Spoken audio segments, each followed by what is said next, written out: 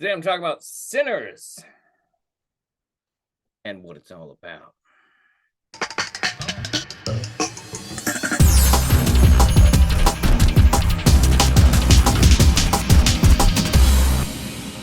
All right, here to talk about Ryan Coogler's Sinners, specifically how it refers to religion, because ultimately the film is about religion. And I do mean that very specifically. In fact, it approaches religion very subversively. But let's go over it. First of all, I saw this movie actually opening weekend, and it's taken me a really long time to get around to making this review because I just had a lot of stuff going on. But I should have gotten this review out much sooner. In terms of the film, as far as reviews go, before I get into the spoilery analysis that I'm going to get into, I'll just give you the quick review up top here. Sinners is great. Ryan Coogler's Sinners, starring Michael B. Jordan and Michael B. Jordan, is honestly one of the best movies I've seen in theaters so far this year. In fact, honestly, Warner Brothers has been kind of killing it. So far, the best three movies I've seen in the theaters this year are Companion, Sinners, and Mickey 17, all released by Warner Brothers. So far, this is the only one of those three movies that made any money, though. So, win for art, not so much a win for Warner Brothers themselves. Although, they are making up for it with their fucking Minecraft movie, aren't they? But back to Sinners. Sinners is, simply put, a great, well-crafted little piece of horror. Now, if I do need to warn an audience about anything about this movie, it is that the trailer is slightly misleading. This is very much a slow burn character piece. The film is essentially in three parts. Before they set up the juke joint, during the party at the juke joint, and then when the vampires show up. It's a little bit like From Dusk Till Dawn, except also not. The film is extraordinarily well crafted, but you do need to understand that the trailer makes the film look more action-packed than it actually is. It is, in fact, like I said, a slow burn until you get to an action-packed final act. The other thing that the trailer kind of lies to you about is that it makes you think that the movie is about Michael B. Jordan's characters. Now, in fairness, they do the most in the movie. So in a way, it is about them. However, if we were going to say whose story it is, it would in fact be the character played by their younger cousin. Now, in fairness to him, he doesn't take as much action in the film as they do. He's sort of along for the ride. However, the film is ultimately about his journey, and I'm going to get into that in a second. These are the two main things that the trailer kind of downplays incorrectly. However, I didn't find that they truly took away from the film itself. The film is chef's kiss, beautiful, good stuff. Highly recommend. Let's get into it. Now is where I'm going to come into the analysis, and the analysis will contain spoilers. But, this movie's been out for a minute, so maybe you've already seen it. Let's talk about it. So if I had to describe the movie Sinners as being about any one particular thing, the thing that I would say that Sinners is about is religion. I mean, it's kind of in the title, what with sinners and whatnot. But what does that mean? At the start of the film, we are introduced to our main character, Sammy, who is a young jazz musician in 1938. He's running around with a tough crowd, but at the beginning of the movie, we are introduced to him as he drives up in a car, gets out, and then goes into his father's church. He is bloody, he is wounded, and he is carrying a broken guitar. His father greets him and calls to him and asks him to denounce his sins. At which point the film cuts to a sequence, to an animated sequence, very trippy stuff, going over how throughout history there has been a belief that music, good music, can be strong enough to cut through the veil of reality. And this is sort of where Sinners is going. This is sort of the thing that's going to happen. Sinners is, of course, a vampire movie, though. So there's other stuff going on with vampires. In one of the smallest, but also, Jesus Christ, that's a fun detail, we are introduced to our vampire named Remnick. And he is a very Irish man, which is important and will come into the situation later, where he essentially stumbles upon a family of racist clan members and gets them to invite him into their home. Only for moments later, a group of Native American vampire hunters show up and are basically like telling the racist white lady, you shouldn't let that guy in your house. I hope you didn't let that guy in your house. If you did, good luck with that. These Native American vampire hunters are truly badass, but they are such a small, minor detail of the movie. I would honestly love to see the movie universe expanded just so we can get more of them and whatever it is that they're doing. Now, obviously, what they're doing is they're hunting this vampire. Now, of course, the vampire turns the two racists who live there. It's also implied they have a baby, but we don't see the baby after this point. It's important also to understand that at this moment, whenever the vampire turns you, he also will gain your memories and you will gain his memories.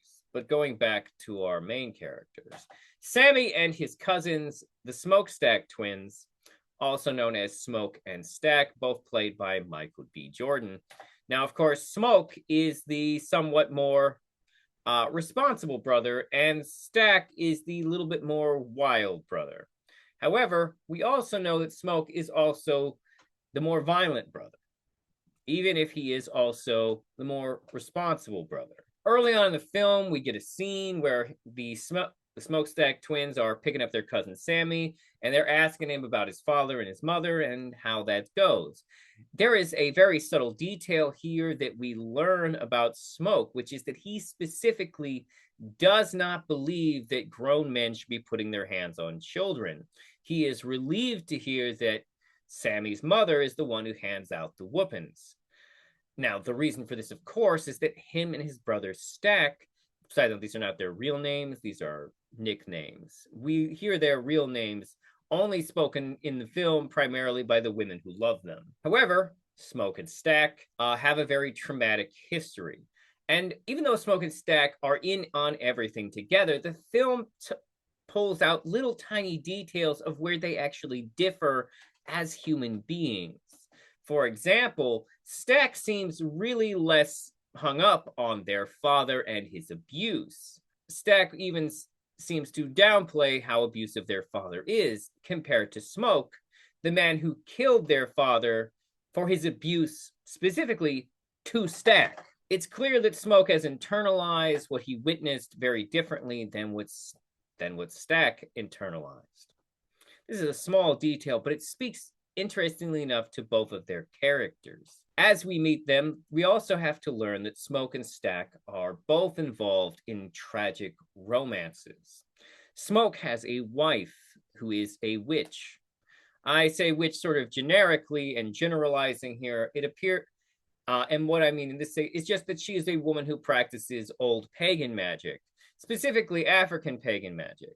Now, I don't know if witch is technically the proper term for this, but let's continue. She is constantly a believer in magic, and she is the person in the group, in the situation, who knows what vampires are and how to deal with them. However, the more interesting thing here, character-wise, is that her and Smoke have a prior relationship. In fact, they are husband and wife, and they previously had a child who died in infancy. This was devastating to them as a couple, and maybe part of why Smoke chose to go off to Chicago to work with the Irish and Italian mobs. But as we meet Smoke and Stack, they are in fact returning to town to take over and build what they want to turn into a juke joint. For those unaware, a juke joint were the southern equivalents of, I guess you would say, a speakeasy. Places you could go and party and buy alcohol and have a good time. But of course, they need music for this.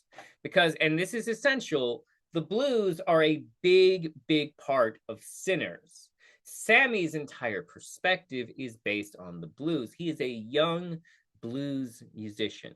who is very talented. In fact, the first time he sings anything for Stack, you can see from Stack's expression that he is now excited because he didn't know his cousin could sing the blues that good. The first part of the movie is them rounding up all the people that they need to make it work. And these are full of very interesting characters, including another blues musician played by Delroy Lindo, a cotton picker who is hired to be the doorman, whose name is escaping me at this exact moment, the Asian couple who run the stores. Side note, one of the more interesting details about the sort of Jim Crow laws of the time is that we can see that the Asian couple run a white version of the same store on one side of the street and a black version of the same store on the other side of the street. The Asian couple has a daughter, and it looks like maybe a few other Asian relatives who also work in these stores. Of course, they eventually round up everyone they're trying to find. They also attract the attention of a young married woman who has a thing for Sammy, and who he has a thing for her as well. Now, I haven't talked about Stack's romance specifically, but it is very interesting and plays deliberately into the concepts of race from the time. Stack is in love with Haley Steinfeld. As it turns out, Haley Steinfeld is, I believe, and I could be doing the math here wrong, is 1/8 black. I believe it is her grandmother was black. It might actually have been her grandfather. I can't remember. The point is that she is not just of mixed race. By the way, I looked it up. She actually, one of her grandparents was Afro-Filipino. So so the percentage of black that she is actually technically true. Although, to be fair, I don't know how important this is or how it should be weighed in casting. That is a step farther than my analysis can take me. I'll leave that one to the experts. But anyways, Haley Steinfeld's character has a romance with Stack, and the whole idea is that Stack left her specifically because she can pass for white. At this point in history, that would be considered passing, because many people at this point ran on the single drop theory of what made you black or white. However, Stack fully believes that she is better off living with white people, having a white life, being perceived as white. And in his mind, this is the best thing that he can do for her, even if it means that they can never be together. Now, gradually, everyone sets up all of their things, and we get to the actual juke joint party. And this is where the actual things start to happen. You see, they get Sammy on the guitar, and Sammy starts singing.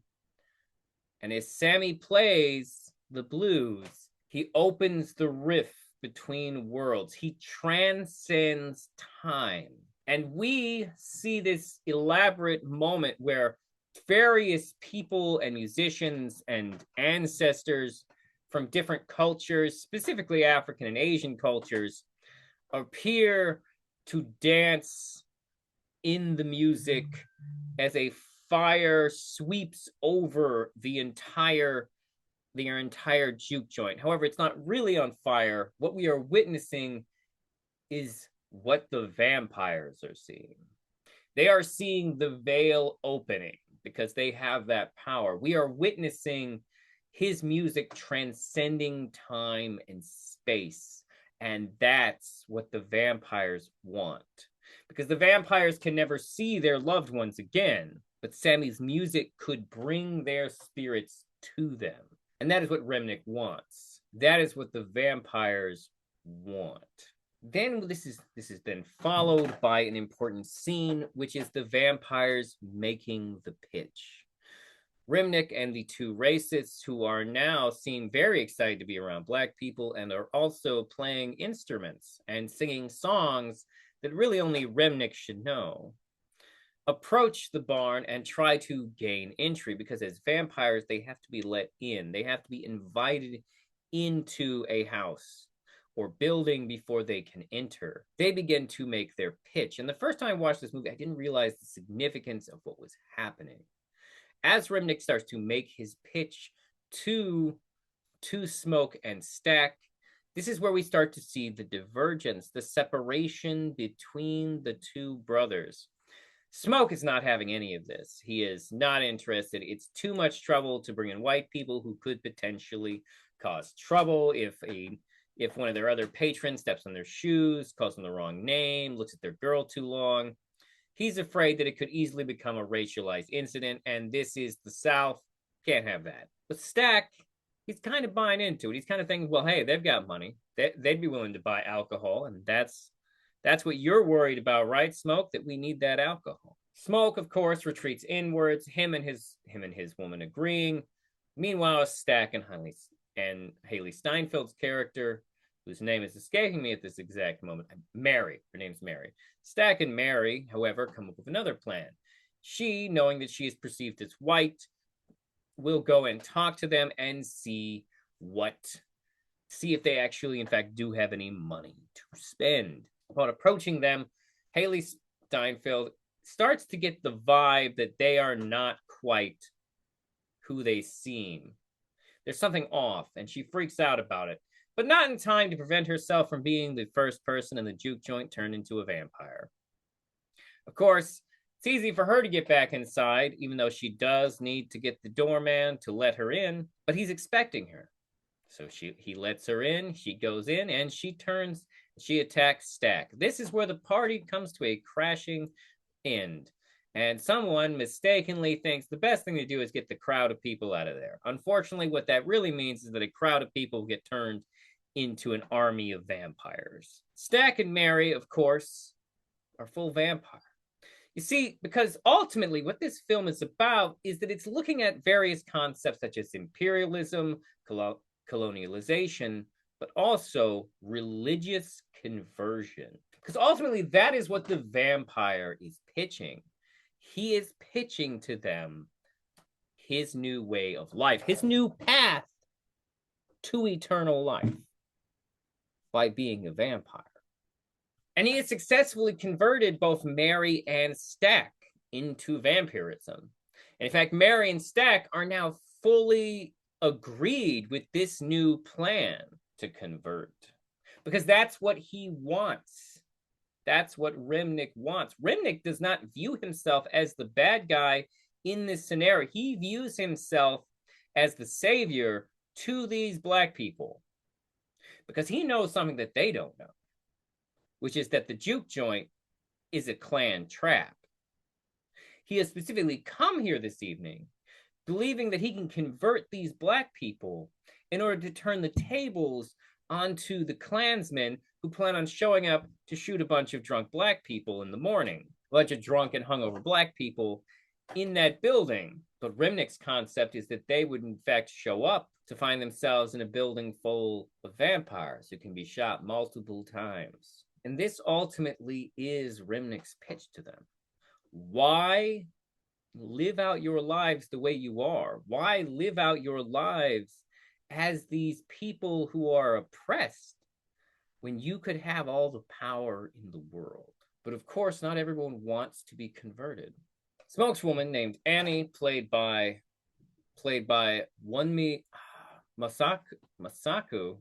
I probably mispronounced that, and I deeply apologize. She's very talented. You've definitely seen her before. She's head of the TVA in Marvel, and she's also she's also a character in Batman v Superman. She does a great job. She plays Annie, and the deal with Annie, of course, like I said, is that she is a witch, and she knows all about the vampires, and she does not want to be undead.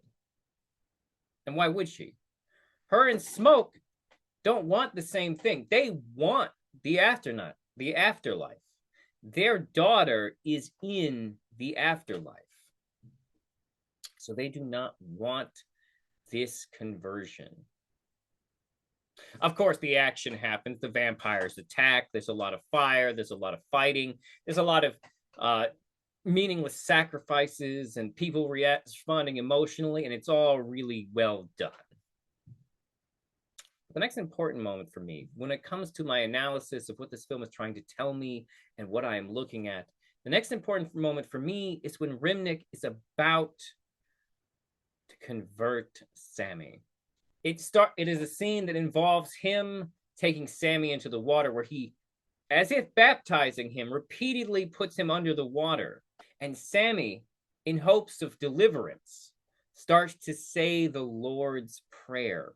And as he starts to say the Lord's Prayer, all the vampires start to say the Lord's Prayer. And Remick looks at him. And Remick looks at him as he's saying the Lord's Prayer back to him. He says, yes, these were the words that the men who came, these words were given to me by the men who came and took my father's farm, reminding us, the audience, that the Irish were at one point forced into Christianity by the Christians and the English.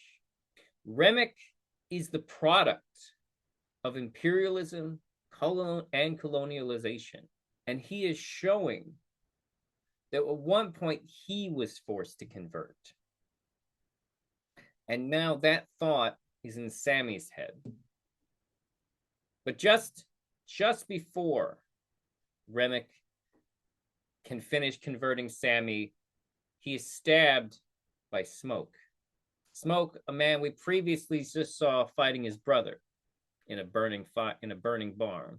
Sammy and Smoke then watch as Remick, at the touch of sunlight, is slowly turned into a pillar of fire. After this, we see Sammy heading back home to his church, where his father is. And we see Smoke preparing himself to face down the clan, because he's a soldier, and he's ready for this shit. As the clan arrives, they of course get into a firefight with Smoke. Smoke basically smokes them, pun kind of intended. But he, of course, does receive some injury, a mortal wound, if you will.